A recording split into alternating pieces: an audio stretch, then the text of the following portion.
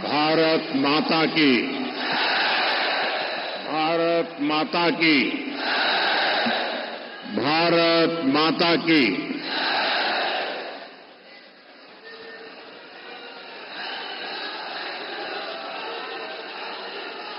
प्रभू श्री रामचंद्राच्या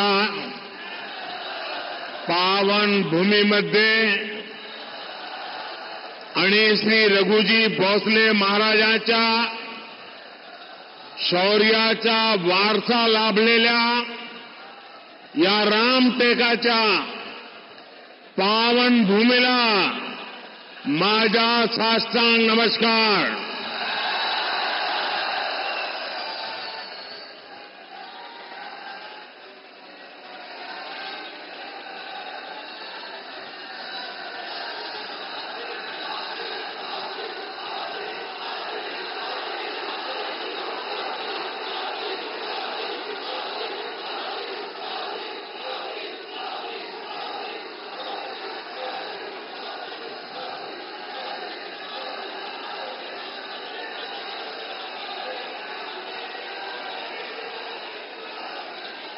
क्या वो छोटी बालिका राम बन के आई है क्या?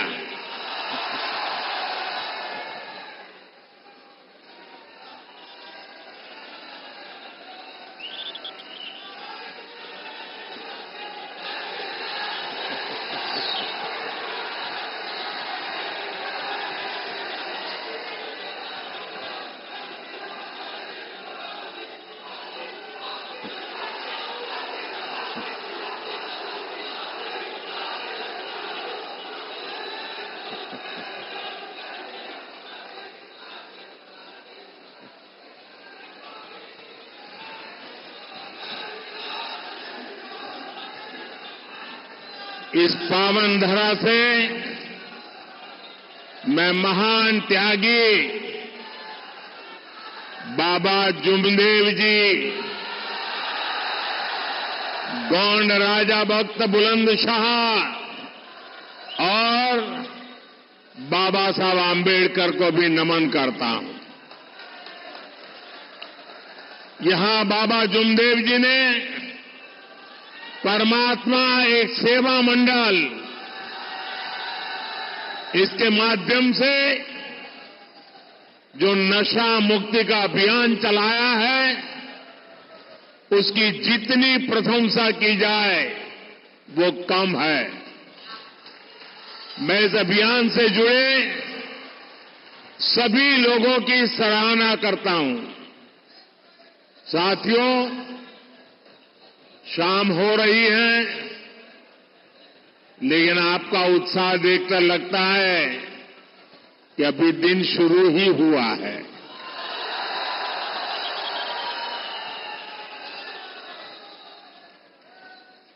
ये आपका उत्साह उमंग को एक बार फिर अपनी जरा मोबाइल की फ्लैश लाइट कीजिए। सबके सब मैं फिर पूछता हूं, आपको लाइट क्यों की? ये आपकी फ्लैश लाइट से आपके आशीर्वाद सीधे सीधे यहां पहुंच रहे हैं। ये आपकी फ्लैश लाइट 19 तारीख को ज्यादा से ज्यादा मतदान करने का संकल्प है। ये जोश है जो संदेश दे रहा है, फिर एक बार, फिर एक बार, फिर एक बार 4 जून, 4 जून, 4 जून। भाई और बहनों, 19 अप्रैल को आपको सिर्फ एक सांसद नहीं चुनना है, आपको अगले 1000 साल के भारत की नींव मजबूत करने के लिए मतदान करना है। आपको विकसित भारत के संकल्प के लिए मतदान करना है। साथियों, आजकल ये टीवी वाले, मीडिया वाले चुनाव को लेकर लगातार सर्वे दिखा रहे हैं। इस सर्वे में एनडीए की बम्पर जीत दिखाई दे रही है। लेकिन मैं आज मीडिया वालों की मदद करना चाहता हूं। ये सर्वे के पीछे ये मीडिया वाले इतना खर्चा क्यों करते हो भाई? इनको पैसा बचाने का एक फॉर्मूला आज मैं देना चाहता हूं। जब मोदी को गालियां बढ़ जाएं तो रुझान समझ जाइए, फिर एक बार जब ये लोग मेरे स्वर्गीय पिताजी या माताजी को गाली देने लगे तो समझ जाइए, फिर एक बार जब ईवीएम पर सवाल उठने लगे तो रुझान समझ जाइए, फिर एक बार। साथियों, आजकल ये इंडी गठबंधन वाले और उनके लोग ये झूठ भी फैला रहे हैं कि मोदी तीसरी बार सरकार में आया तो लोकतंत्र और संविधान खतरे में पड़ जाएगा। अभी नितिन जी ने उसका बड़ा जमकर के जवाब दिया है। मैं जब से राजनीति में आया हूं, ये कोई ऐसा चुनाव नहीं गया है जिसमें उन्होंने ये घिसी पीटी कथा न सुनाई हो। अटल जी की सरकार बनी तब भी ऐसे ही गीत गा रहे थे। इसका मतलब इनकी बैंकरप्सी इतनी है कि इनके पास कोई नया आइडिया भी नहीं है। इमरजेंसी के दौरान क्या लोकतंत्र खतरे में नहीं पड़ा था? पूरब से पश्चिम तक, उत्तर से दक्षिण तक, अगर इन लोगों के परिवार का सरकार का एक प्रकार से कब्जा था, चारों तरफ वही नजर आ रहे थे, क्या उस समय लोकतंत्र खतरे में नहीं पड़ता था? एक गरीब का बेटा जैसे ही देश का प्रधानमंत्री बन गया, इन्हें लोकतंत्र और संविधान खतरे में दिखाई देने लगा।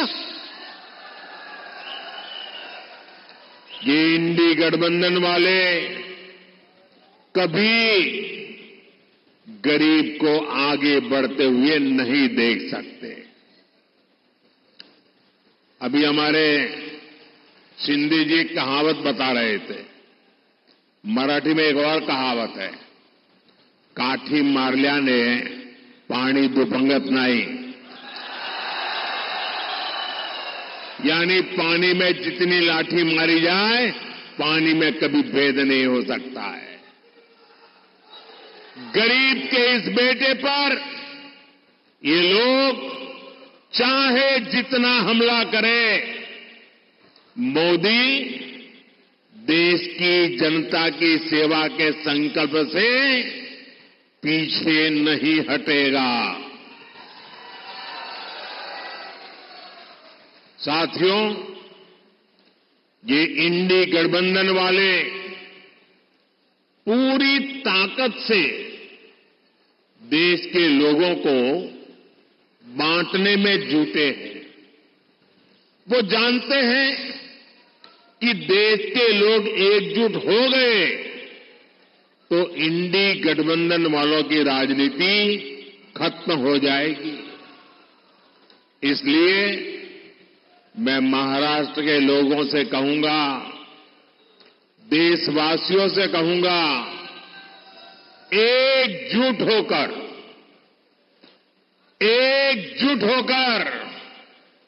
देश के नाम पर वोट दीजिए। ये इंडी गठबंधन वाले ताकतवर हुए तो देश को खंड खंड कर देंगे। आज भी ये एक समाज को दूसरे समाज से लड़ाने में कोई कसर बाकी नहीं छोड़ रहे। आज भी ये भारत की संस्कृति को निशाना बनाना, उसका कोई मौका नहीं छोड़ते। हमारा ये रामटेक वो स्थान है जहां खुद प्रभु राम के पैर पड़े हैं।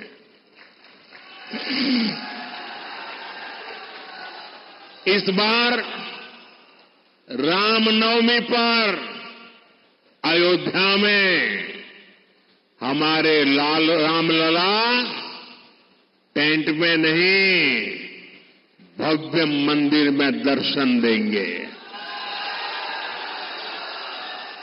500 साल बाद ये पल आ रहा है। सो रामटेक को, पूरे महाराष्ट्र को, पूरे देश को अद्भुत आनंद हो रहा है। लेकिन हम ये न भूलें कि जब प्राण प्रतिष्ठा का अवसर आया तो इन इंडी गठबंधन वालों ने इसका भी बहिष्कार किया, निमंत्रण को ठुकरा दिया। ये लोग सनातन पर हमले करते हैं, सनातन को खत्म करने की सौगंध लेने वालों के साथ रैलियां करते हैं। साथियों, आजकल नवरात्रि का पर्व है, शक्ति की उपासना का पर्व है। ये लोग हिंदू धर्म की शक्ति को भी समाप्त करना चाहते हैं। आप मुझे बताइए, क्या ऐसे इंडी गठबंधन वालों को महाराष्ट्र में एक भी सीट जीतने देंगे? एक भी सीट जीतने देंगे? उनको इनके पापों की सजा मिलनी चाहिए कि नहीं मिलनी चाहिए? ये चुनाव में वोट देकर के उनको सजा देंगे कि नहीं देंगे? साथियों, भारतीय जनता पार्टी, शिवसेना, एनसीपी, ये सब मिलकर के आज आपके पास आए हैं। आपका एक एक वोट इनको जिताने के लिए तो है, लेकिन उनको सजा देने के लिए भी है। साथियों, आजादी के बाद से कांग्रेस ने साजिश के तहत एससी, एसटी, ओबीसी समाज को हर प्रकार से पीछे रखा। कांग्रेस ने बाबा साहब आंबेडकर की राजनीति को खत्म किया। कांग्रेस ने बाबा साहब को भारत रत्न से वंचित रखा। जब बीजेपी के समर्थन से केंद्र में सरकार बनी तो बाबा साहब को भारत रत्न दिया गया। जब 2014 में एनडीए सरकार बनी तो एक दलित मां के बेटे भारत के राष्ट्रपति बने। जब 2019 में फिर एनडीए सरकार बनी तो एक आदिवासी मां की बेटी पहली बार देश की पहली नागरिक राष्ट्रपति बनी। एनडीए सरकार में हमने रिकॉर्ड संख्या में ओबीसी समाज से मंत्री बनाए। साथियों, ये एनडीए सरकार है जितने ओबीसी कमीशन को संवैधानिक दर्जा दिया। ये एनडीए सरकार है जिसने मेडिकल की पढ़ाई में ओबीसी के लिए आरक्षण तय किया। एनडीए सरकार थी जिसने अलग आदिवासी मंत्रालय बनाया। 10 वर्षों में आदिवासी कल्याण का बजट 5 गुना बढ़ा है।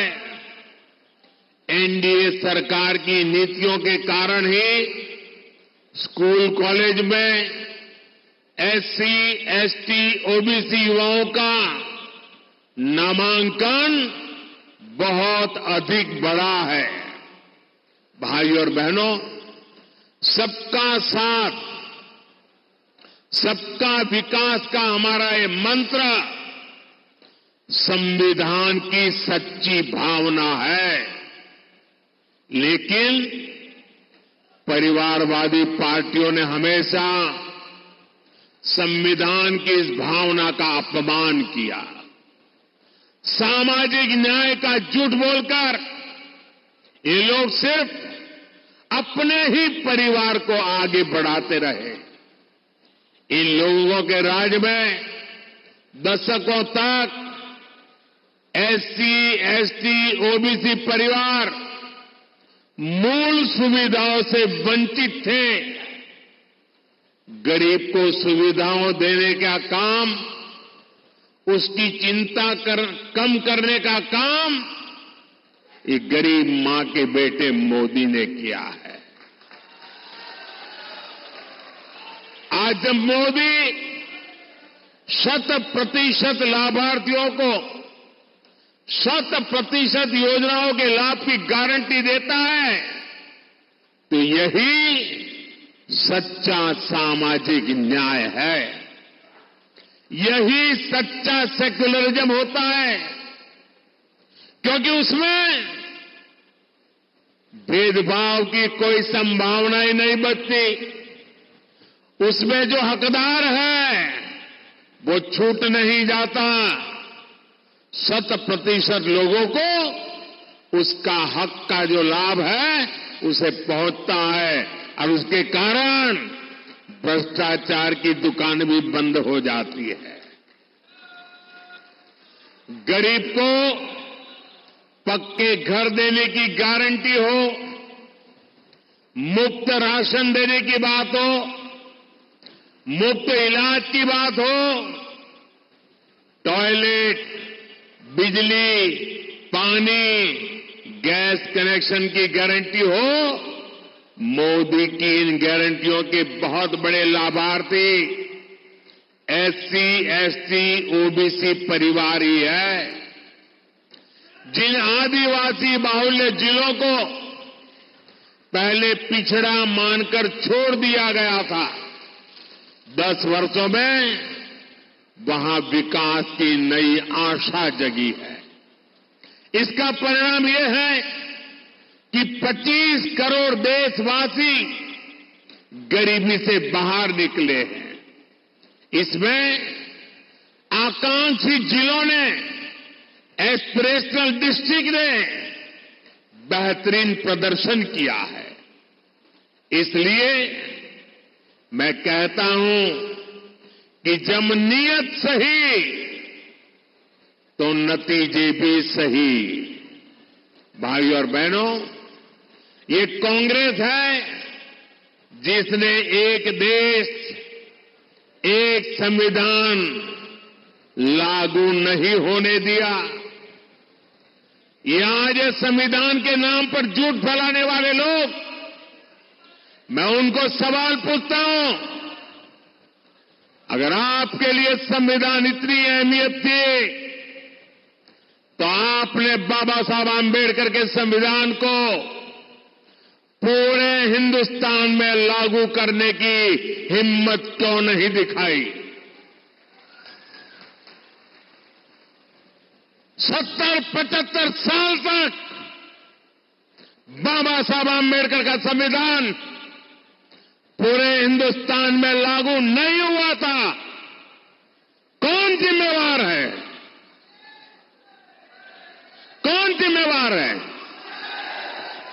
है बाहर है? ये मोदी है जिसने कश्मीर से कन्याकुमारी बाबा साहब आंबेडकर के संविधान को लागू करके दिखाया। कांग्रेस ने जम्मू कश्मीर में अलगाव और आतंक को हवा देने वाला आर्टिकल 370 बनाए रखा। जम्मू कश्मीर का संविधान अलग था, हम सबका संविधान अलग था। 370 की एक दीवार खड़ी कर दी गई थी और मोदी ने जब कहा 370 हटानी है तो कहते थे आग लग जाएगी। कहीं आग लगी भाई? आग लगी क्या? 370 हटी कि नहीं हटी? कश्मीर में संविधान लागू हुआ कि नहीं हुआ? बाबा साहब आंबेडकर की आत्मा जहां होगी आज मोदी को और हम सबको आशीर्वाद देती होगी। लेकिन मोदी ने जब आर्टिकल 370 हटाया तो कांग्रेस के अध्यक्ष क्या कहते हैं? सुना है आपने? कांग्रेस के अध्यक्ष कहते हैं कि ये मोदी जहां जाते हैं वहां 370 बोलते हैं। अरे भाई इसका 370 का राजस्थान में क्या लेना देना, आंध्र में क्या लेना देना? ये 370 हटाने से देश को फायदा क्या हुआ? क्या ऐसी भाषा कभी हम सुन सकते हैं क्या? ये भी कांग्रेस की दलित, आदिवासी, महिला विरोधी और वोट बैंक की राजनीति का जीता जागता प्रमाण है। मैं आपको समझाता हूं, आर्टिकल 370 हटने से जम्मू कश्मीर में इन सभी वर्गों को पहली बार संवैधानिक अधिकार मिला है। वहां मेरे एससी एसटी भाई बहनों को आरक्षण नहीं था। वहां पर हमारे वाल्मीकि समाज, दलित समाज के लोगों को नागरिक के नाते जो हक मिलने चाहिए ना, वो भी प्राप्त नहीं थे। आजादी के इतने सालों बाद भी ये कांग्रेस और इंडी गठबंधन को जब मैं कहता हूं तो चुभने लगता है। आपने हिंदुस्तान के मुकुट को, वहां के लोगों को, वहां की महिलाओं को उनके अधिकारों से वंचित रखा था। बाबा साहब आंबेडकर ने एससी, एसटी, ओबीसी, महिला, उनको जो अधिकार दिए वो जम्मू कश्मीर के लोगों को नहीं थे। और आप संविधान के नाम पर देश को मूर्ख बनाने की कोशिश कर रहे हो। भाइयों बहनों, कांग्रेस नागरिकता देने वाले कानून सीएए का भी विरोध कर रही है, क्योंकि इसके भी सबसे बड़े लाभार्थी दलित है, बौद्ध अनुयायी है। अगाड़ी वाले कितना भी विरोध कर लें, सीएए के तहत हर हकदार को नागरिकता मिलकर रहेगी और ये मोदी की गारंटी है। भाई और बहनों, ये जो अगाड़ी है, ये जो इंडी गठबंधन है, ये विरासत और विकास दोनों के घोर विरोधी है। घोसी खुर्द बांध परियोजना को कांग्रेस ने दशकों तक लटकाया। इससे किसानों को कितनी मुश्किलें हुई। जब आपने एनडीए की महायुति की सरकार बनाई, तब इस पर तेजी से काम शुरू हुआ। इससे गोंदिया, भंडारा, चंद्रपुर और नागपुर जिलों के लाखों किसानों को लाभ हुआ। यहां पीने के पानी और सिंचाई के पानी के लिए एकनाथ जी, देवेंद्र जी और अजीत जी की टीम शानदार काम कर रही है, रात दिन काम कर रही है। हर घर नल से जल पहुंचे, मोदी की इस गारंटी को पूरा करने में ये मेरे साथी दिन रात जुटे हुए हैं। साथियों, विकसित भारत के निर्माण में हमारे किसान एक मजबूत स्तंभ है। महाराष्ट्र में पीएम स्वनिधि के तहत हजारों करोड़ रुपए किसानों के खाते में पहुंचे हैं। आने वाले 5 सालों में हम दलहन और तिलहन में आत्मनिर्भर होना चाहते हैं। 2014 से पहले कांग्रेस की सरकार ने करीब 600 करोड़ रुपए की दाल एमएसपी पर खरीदी थी और उस समय कृषि मंत्री कौन थे वो आपको मालूम है, याद है ना? आजकल वो भी मुझे गाली देने की कतार में खड़े हो गए। सिर्फ 600 करोड़ की दाल हमने 10 सालों में करीब 1.25 लाख करोड़ रुपए दलहन और तिलहन किसानों को एमएसपी के रूप में दिए हैं। फर्क साफ दिखता है। भाइयों और बहनों, नागपुर और विदर्भ का पूरा क्षेत्र आज आधुनिक सुविधाओं से सुसज्जित हो रहा है। आज नागपुर में IIM, triple IT, AIIMS, national law university है। आज नागपुर में मेट्रो की रफ्तार है। गोंदिया में बिरसी एयरपोर्ट का विस्तार हो रहा है। अमरावती में टेक्सटाइल पार्क बन रहा है। रामायण सर्किट और बुद्ध सर्किट पर भी काम हो रहा है, जो टूरिज्म को बहुत बढ़ावा देने वाला है। बाला साहब ठाकरे महाराष्ट्र समृद्धि महामार्ग से इस पूरे क्षेत्र का कायाकल्प होने जा रहा है।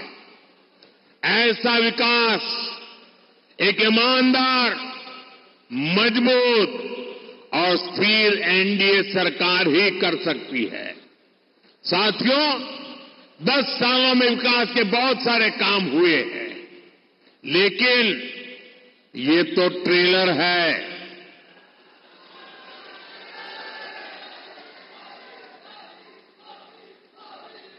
आजकल बड़ी बड़ी होटल में कोई खाना खाने जाता है ना, तो शुरू में थाली आने से पहले एपेटाइजर आता है। बड़ी चटाकेदार वानगियां आती हैं। कभी कभी लगता है यार इसी से तो पेट भर गया, लेकिन आपको मालूम है वो एपेटाइजर होता है, थाली आनी बाकी है। ये 10 साल में मैंने जो काम किया है ना, वो तो एपेटाइजर है, अभी तो थाली आनी बाकी है। आने वाले 5 साल में हमें देश को, महाराष्ट्र को बहुत आगे ले जाना है और इसके लिए मेरे साथियों, मैं आपको गारंटी देता हूं, आपका सपना ये मोदी का संकल्प है। मैं आपको गारंटी देता हूं, हर पल देश के नाम, हर पल आपके नाम, 24/7 फॉर 2047। और इसके लिए 19 अप्रैल को रामटेक से राजू पारवे जी, भंडारा गोंदिया से सुनील जी और नागपुर से भाई नितिन गडकरी जी को भारी मतों से विजयी बनाना है। एनडीए के हर कैंडिडेट को मिला वोट मोदी को मजबूत करेगा। और लेकिन इसके लिए मेरी एक अपेक्षा है, पूरी करोगे? जरा सबके सब बताइए, पूरी करोगे? गर्मी कितनी ही क्यों न हो, कितनी ही गर्मी क्यों न हो, सुबह सुबह ज्यादा से ज्यादा मतदान करना है। करोगे? लोगों से मतदान करवाओगे? मतदान के पुराने सारे रिकॉर्ड तोड़ोगे? मेरा एक और काम है, करोगे? हमें हर पोलिंग बूथ जीतना है, जीतोगे? हर पोलिंग बूथ जीतना है इस बार, हर पोलिंग बूथ का रिकॉर्ड तोड़ना है, तोड़ोगे? अच्छा, मेरा एक और काम है, करोगे? ये मेरा पर्सनल काम है, करोगे? पक्का करोगे? देखिए, आप चुनाव प्रचार में घर घर जा रहे हैं, तो लोगों को जरूर घर में जाकर के बताना कि मोदी जी रामटेक आए थे और मोदी जी ने आप सबको राम राम कहा है। मेरे राम राम पहुंचा दोगे? हर घर में पहुंचा दोगे? जब माताओं बहनों को, बुजुर्गों को मेरा राम राम कहोगे ना, तो वो मुझे आशीर्वाद देंगे। वो आशीर्वाद मुझे ऊर्जा देता है आपके लिए जीने के लिए, आपके लिए जूझने के लिए, आपके लिए दौड़ने के लिए, आपके लिए दिन रात खपाने के लिए मुझे वहां से ताकत मिलती है। और इसलिए ये मेरा व्यक्तिगत काम है। आप घर घर जाकर के हर एक को मेरा राम राम पहुंचाओगे? पक्का पहुंचाओगे? मेरे साथ बोलिए, भारत माता की, भारत माता की, भारत माता की, वंदे वंदे वंदे वंदे वंदे वंदे वंदे। बहुत बहुत धन्यवाद।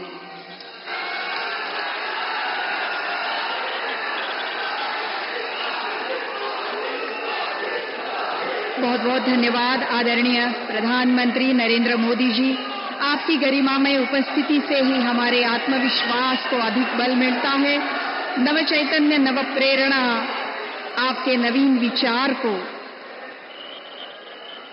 हम नमन